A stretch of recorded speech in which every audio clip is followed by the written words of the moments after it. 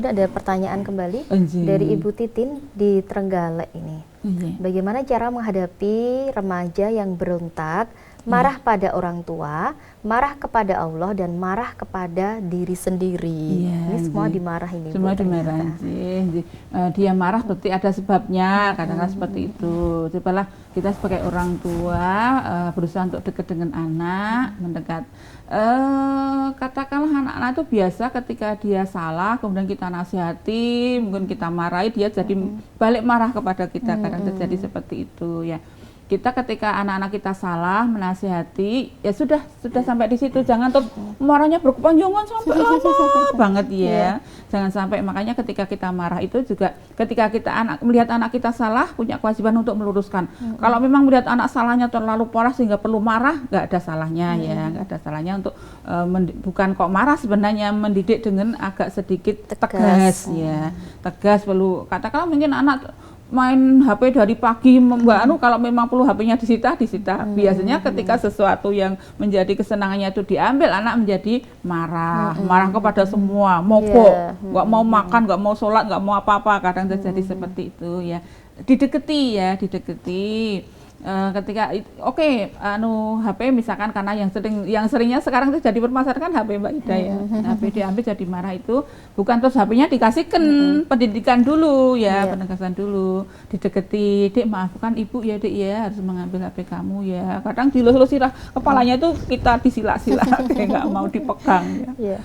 Jadi maafkan Ibu Dek harus ini ya, terus tetap kita sayang dia ya, jangan menang-menangan menang saya, katakanlah ya, tetap mesti menang orang tua ya.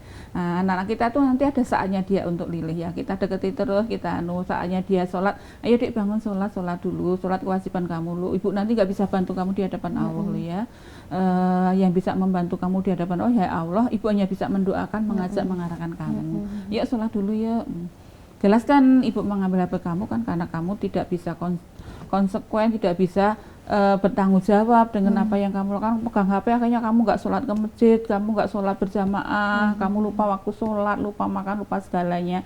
Ada waktunya. Nanti HP akan Ibu berikan kalau kamu sudah sholat 5 waktu tetap ke masjid, kalau kamu sudah taat dengan kewajiban-kewajiban kamu laksanakan semua. Yuk sekarang laksanakan kewajiban. Tetap ya, mungkin 1 kali 2 hari mungkin belum. Kadang memang sambil kita doakan kepada Allah, karena memang yang berkuasa memberikan hidayah kepada anak kita, yang bisa melunakkan hati anak kita itu adalah Allah ya. Sampai kita doakan. Dan jangan terus kan ada mogok makan juga. Sampai kita nasihati, ayo masakan kesukaannya.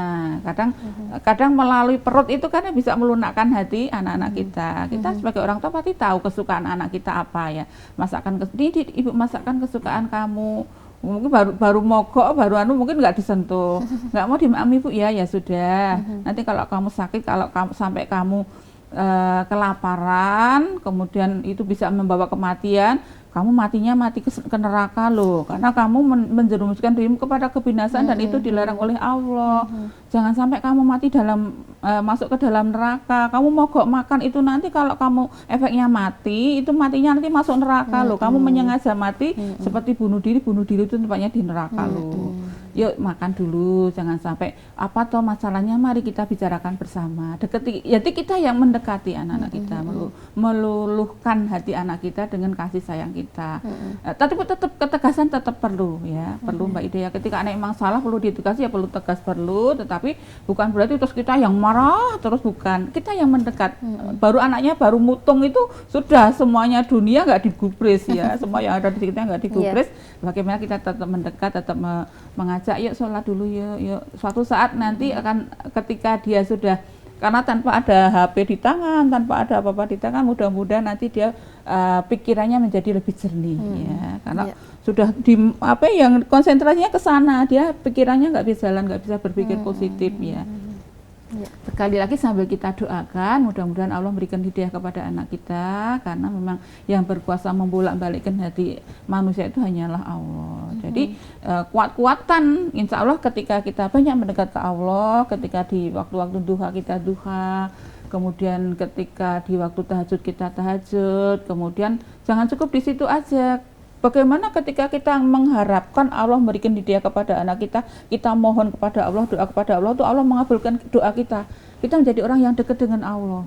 Puasa sunnah, sekarang tanggal 9, besok tanggal 10, ada puasa sunnah tanggal 9 dan tanggal 10 bulan Suro, bulan Suro, bukan bulan Muharram ya. Jadi kita bagaimana menjadi orang yang dicintai Allah dengan menjadi orang yang dekat dengan Allah. Jadi ketika kita dekat dengan Allah, Allah menjadi mencintai kita dan mengabulkan apa yang kita inginkan. Jadi kita jangan hanya sekedar mohon doa saja, tetapi bagaimana menjadi orang yang dicintai Allah, dan ketika kita dicintai Allah, apa yang kita inginkan, apa yang kita mohonkan kepada Allah itu Allah mengabulkan. Termasuk tadi memberikan hidayah kepada anak kita tadi. Jadi ibu yang bisa mengubah anak-anak kita, hati anak-anak kita yang keras itu adalah Allah ya. Jadi jangan punya aku seorang psikolog, aku seorang ahli, yang nggak ada apa-apanya ya. Semua yang berkuasa adalah Allah. Yang biasa melunakkan hati kita itu adalah hanya Allah. Dan yang mungkin perlu diingat-ingat juga bahwa ketika ada anak yang seperti ini tadi ya Bu ya, marah kepada siapapun, ini orang tua jangan kemudian terpengaruh ikut marah begitu betul, ya. Itu yang mungkin agak susah juga ketika kondisi orang tua mungkin dia sedang capek, sedang banyak pikiran atau apa, ketika menghadapi anak seperti ini bisa-bisa malah marahnya tambah marah, ini ya. Menang-menang. Tetap pasti menang, barang-barang melayang gitu ya. Ya, jangan sampai terjadi. Jangan sampai, jadi tetap harus bersabar begitu ya.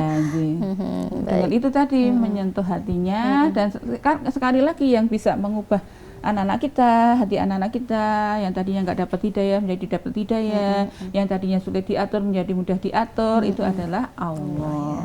Ya, kita hanya berusaha mendapat titipan Allah, amanah anak-anak ini, jangan sampai kita mendidik dengan yang salah, tetapi tetap segala sesuatu yang berkuasa membolak-balikan hati manusia, memberikan hidayah itu adalah Allah. Baik ya.